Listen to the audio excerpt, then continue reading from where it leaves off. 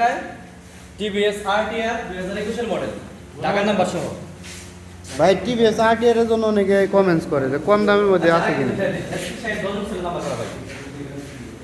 এটা কি দাম মাত্র 6000 করে চলছে। কত?